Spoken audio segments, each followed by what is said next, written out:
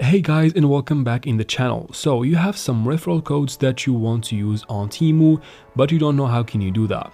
Today in this video I'll show you how can you exactly use the referral codes on Temu to get some discounts on your purchases. So all you need to do for this video is to follow up with me till the very end, and let's jump right into it. First, we need to get something out of the way. Let's go ahead and open your Play Store or App Store, depends on what device you're on. After that, as you can see, once it loads up, you can go ahead and search for Temu in the top right here.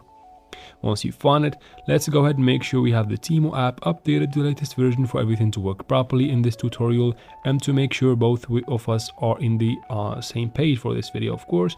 So after that, quit and let's go ahead and open Temu.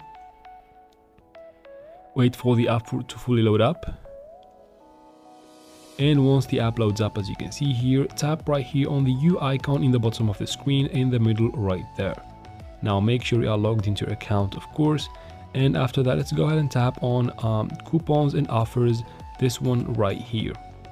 This is where we're going to be using the referral codes we have. So from here, make sure you have the referral code copied, or make sure you remember it, and then you need to paste it or just write it down right here. As you can see guys, this is the special or the place specialized for your codes on Temu. So go ahead and paste your code there and tap on apply to apply it to your purchases. And then right here, right next to it on the used codes, you'll find the codes that you have used before in the previous 3 months. Right to the right of it, there is the expired ones, the ones that have expired in the last 3 months, of course. Now, as you can see here, the codes are organized in these 3 categories. If you want, of course, to use the code, tap on the unsaved one in the top left and you can use it there. And that is basically it for this video, guys. If it was useful, please like and comment down below. Leave your comments in the comment section. I'll try to answer your questions there.